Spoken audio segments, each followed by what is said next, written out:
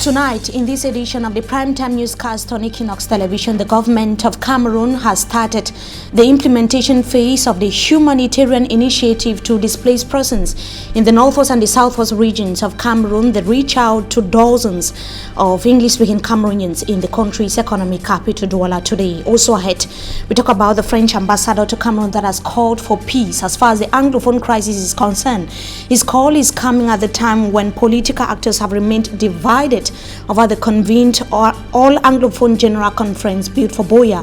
In this month of August 2018, this newscast will get the views of political actors. Plus, 3 persons are said to have died following post-election violence in Zimbabwe. We shall be right back with the details. Stay with us.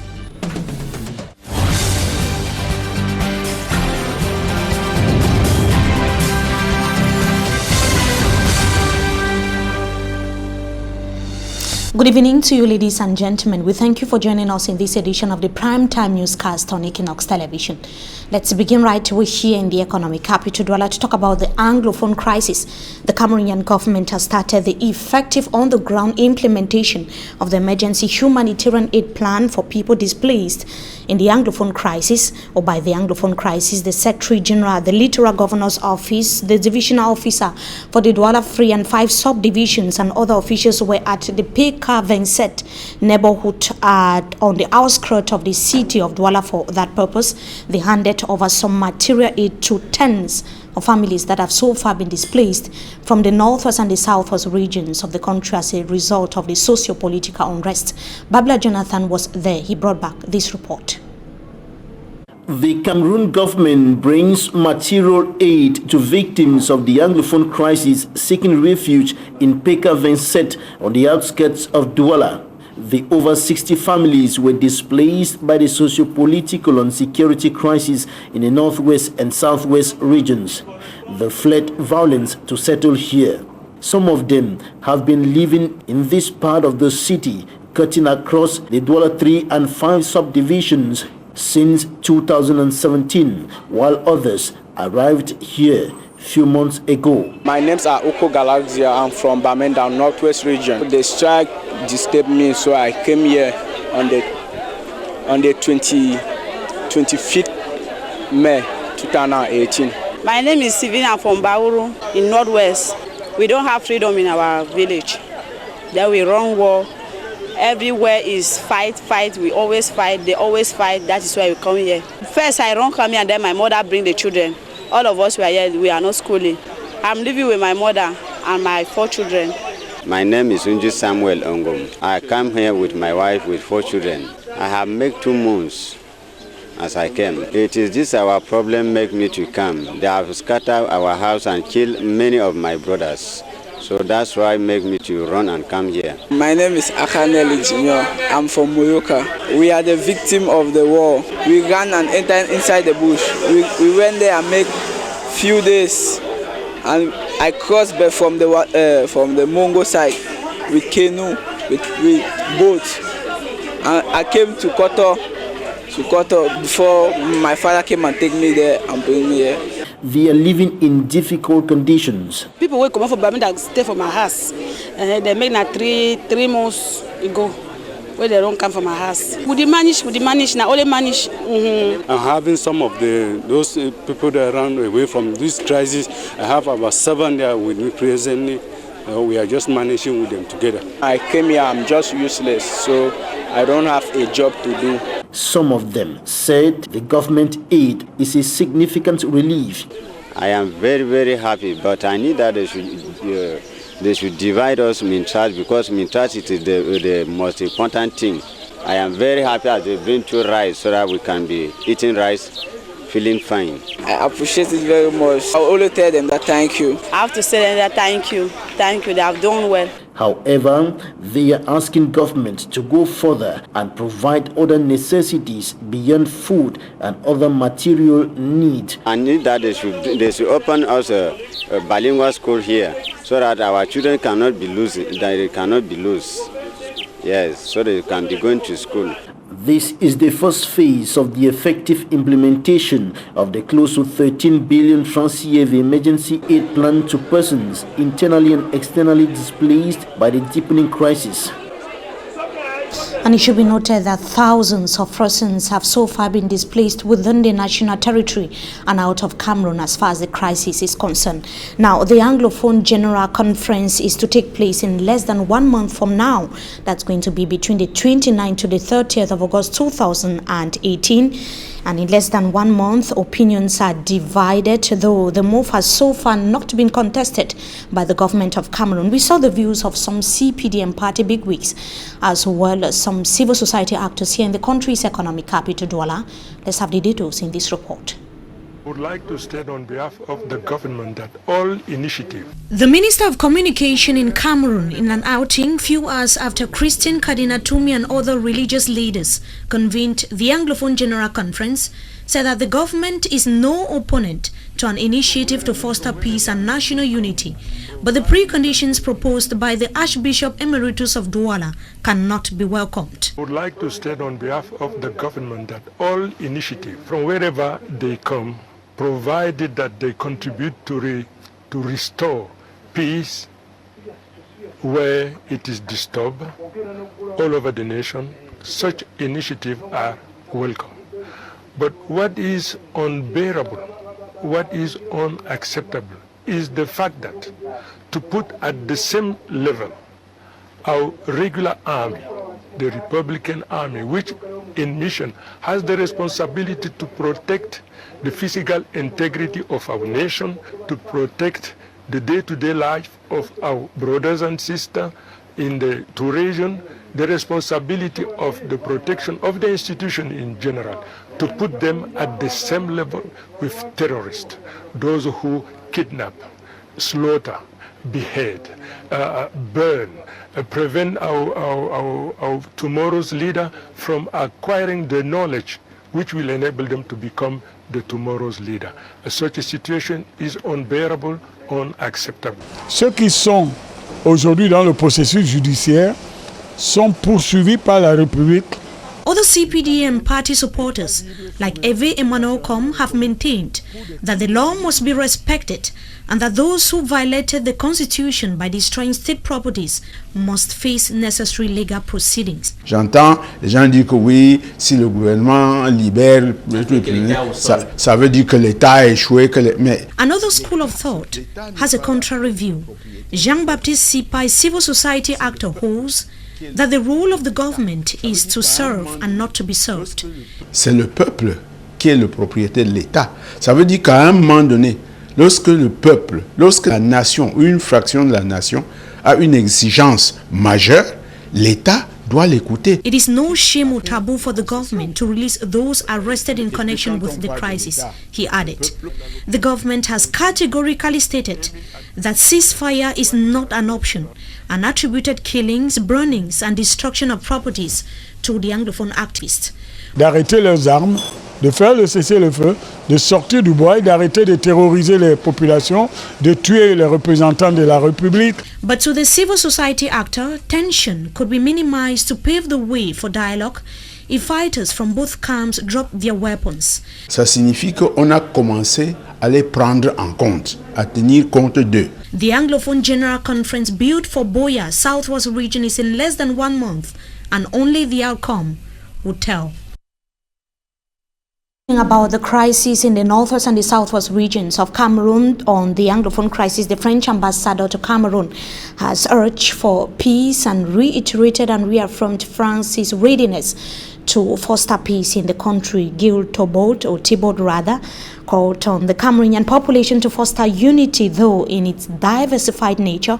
It was during an audience granted him by the President of the Republic of Cameroon at the Unity Palace today, a summit on peace organized by the French President Emmanuel Macron in Paris. Come November 2018 was equally announced by the French ambassador to Cameroon.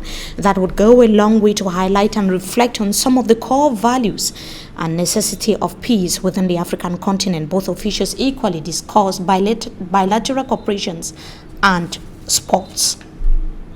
On to something else, the Minister of Sports has slammed sanctions to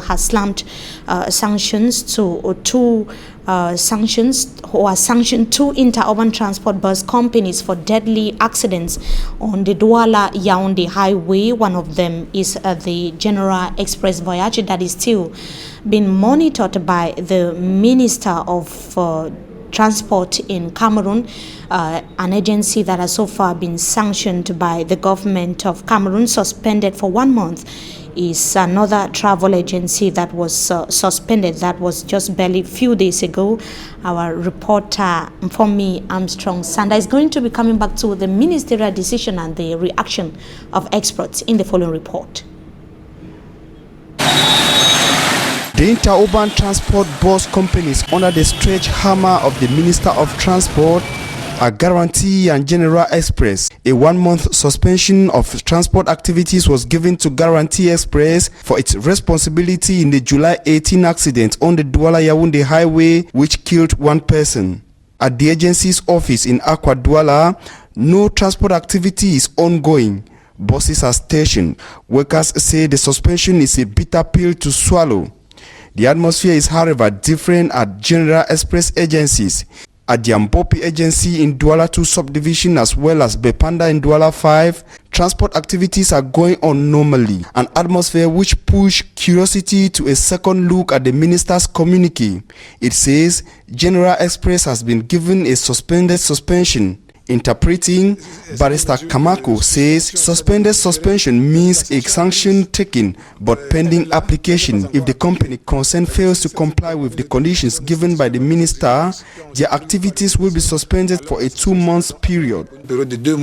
General Voyage, in a communique published Tuesday 2nd of August 2018, pledged to respect the conditions of Minister Ernest Masnangale Bibe. Mr. Gerard Kemenyi, a transport expert, say suspending agencies without a proper follow-up is not a way to solve the increasing rate of accidents in the country. Sanda, for me, taking a look at the atmosphere reigning in Guarantee Express travel agency here in the country's economic capital, Douala, and also General Express Voyage, where activities are going on normally. According to some experts, there is need for proper follow-up, and we shall be talking about that in the second part of this newscast. Now, circulation was seriously disturbed. We are talking about another accident for several hours along the National Road number 3 that was precisely at Bomyebel as a result of an accident that occurred this afternoon. Security forces say that the accident occurred due to a head-on collision between 2 lorries transporting timber. 3 persons were severely wounded and they were transported to the Puma Hospital. The cause of the accident is yet to be established. We can see how circulation was paralyzed along the Douala-Yaoundé highway. This time it involved a personal vehicle and a heavy-duty truck, an incident which happened this afternoon. And the government of Cameroon has given financial and material assistance to victims of the recent landslide at the Mbonjo neighborhood in the Limbe Free subdivision of the southwest region of Cameroon. Over 20 families were affected by the floods, which claimed lives and destroyed properties in Limbe have benefited from the government's aid. After identifying and relocating the victims, the Ministry of Territorial Administration has ordered that 1 million francs CFA be given to 4 families whose corpses are yet to be buried. I'm talking about those who died as a result of the mudslide in Limbe, southwest region of Cameroon, and a release signed by the Senior Divisional Officer for Fako Division. That was today, the 2nd of August 2018. It was revealed that 6 people died as a result of the mudslide in Limbe. 1 actually drowned, and the press release is coming exactly 1 week or more than 1 week after the deadly incident in Limbe. Now, a 33-year-old man has been shot dead by a gendarme officer in West region of Cameroon. The incident occurred at a control post. The gendarme officer has so far been arrested, while the deceased family is still inconsolable. Let's have the details with Innocent Aze. Death of their beloved brother and son Anotele, 33 years of age, killed by a gendarme in Baligam, Bamboto's West region of Cameroon. They are in the courtyard of the Bafoussam Regional Hospital. According to this victim, the gendarme was absent at the control post, but they were dumbfounded when they discovered the gendarme was after them on a motorcycle. By the time they stopped, as demanded by the gendarme, the parties plunged into a squabble over the sum of 500 francs, which the gendarme termed passage fee. The gendarme said this vehicle will not move from this spot. As the dispute got more sour, the gendarme raised his gun and shot Anotele, the driver, several times.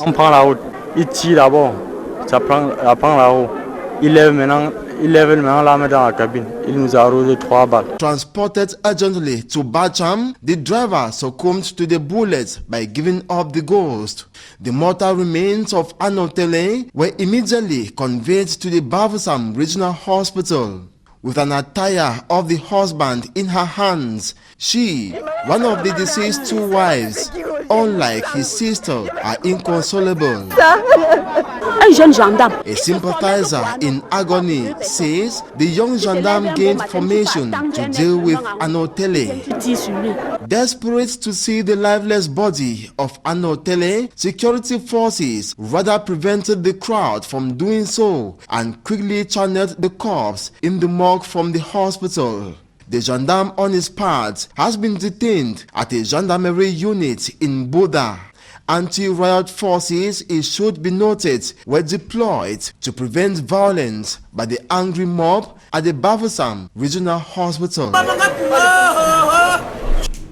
Bojongo residents in Bonaberi of the Dollar 4 municipality mobilized today to protest against the expropriation of their land, which they claim has been illegally occupied by some individuals, or they have been occupying the piece of land for a long period of time now. It is being taken by a businessman. They carried peace plans today and placards denouncing their forceful eviction, as most houses on the 17-hectare piece of land have been demolished by the said businessman when the matter is still in court.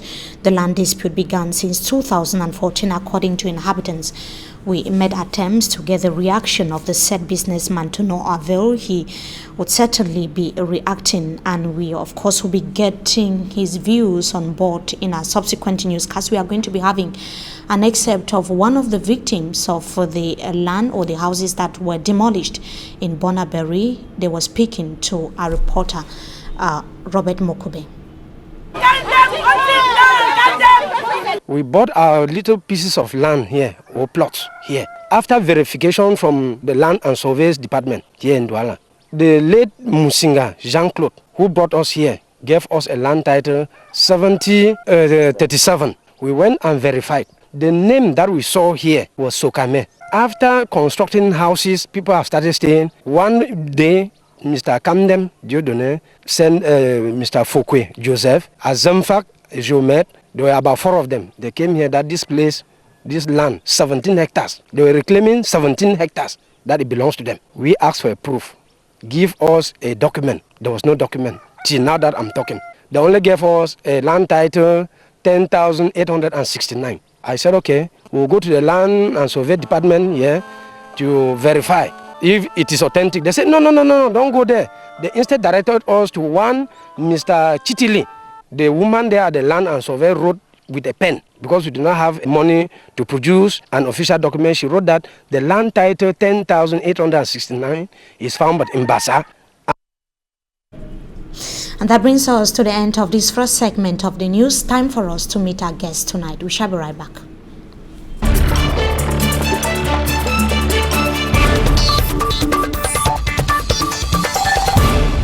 Tonight, we are being joined by an actor of the civil society, Mr. Davison Diate. Good evening to you. Thank you so much for joining us tonight on Talking Point. Good evening, Mimi. Good evening, listeners. Thank you so much once again for coming. Before we get to talk about a series of accidents on our route, one occurred this afternoon. We saw how circulation was paralyzed along the Douala-Yaoundé highway, precisely in Bumiabel. We would like to get your reaction as an actor of the civil society with regards to the convened Anglophone General Conference that is built for Boya in the month of August, this August, the 29th to the 30th. We see that views are actually, opinions are divided. Politicians are having diverse views as far as the conference is concerned. What do you have to say about the initiative of Christian Cardinal Tumi and other religious leaders? I think, personally, and I think most people will agree, it's a very laudable initiative. It's the only thing that could have happened now. There is a cry from all quarters, even including the government, for a dialogue. There's been a question of who to dialogue with, and by the Anglophones, who generally has been accepted that have a crisis, it's good for them to come together and reconcile themselves as to what they really want. Because in the Anglophone society or group, there are different opinions, there are various shades of opinion, and it's being interpreted badly by the others. And the Anglophone is sufficiently mature and is sufficiently democrat to accept that if they meet together and put down their points and it is democratically accepted, then that is the point that will go forward and will be defended. From a general point of view, do you think that this is a peace initiative?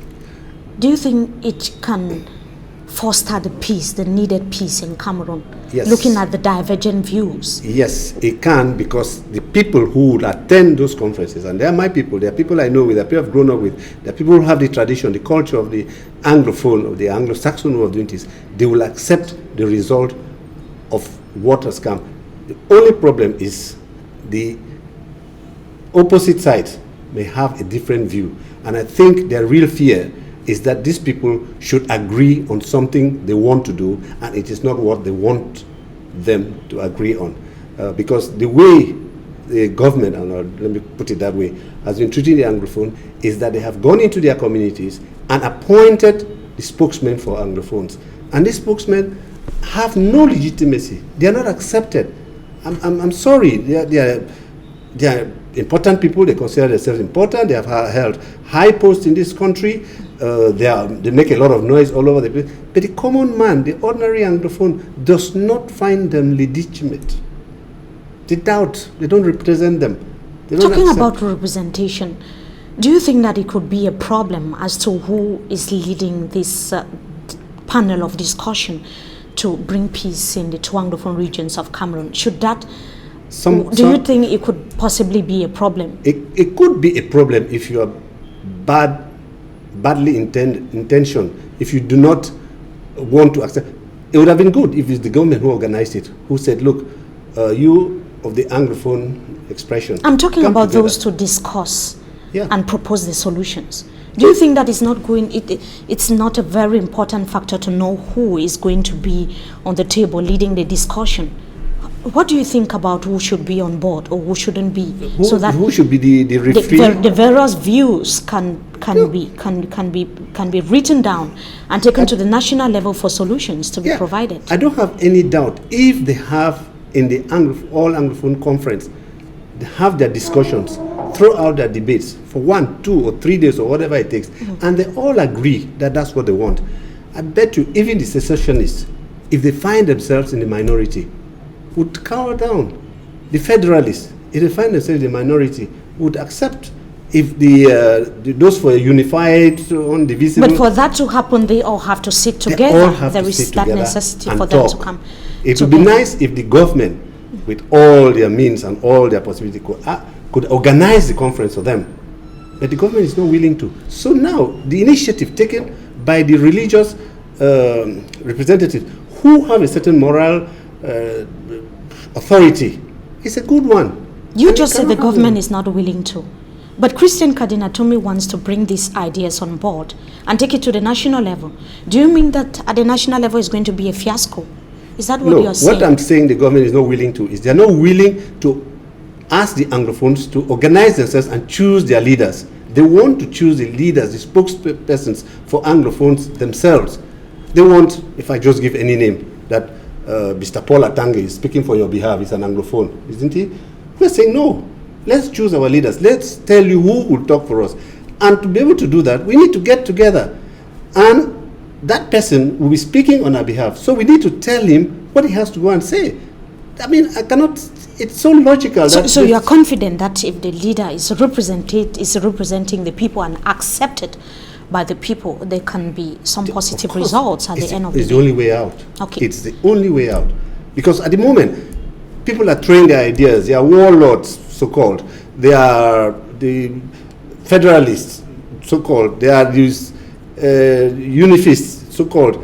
But none of them has the authority that they would have if the Anglophones met, discussed, put down the points, and voted them as their representatives. They will speak for them.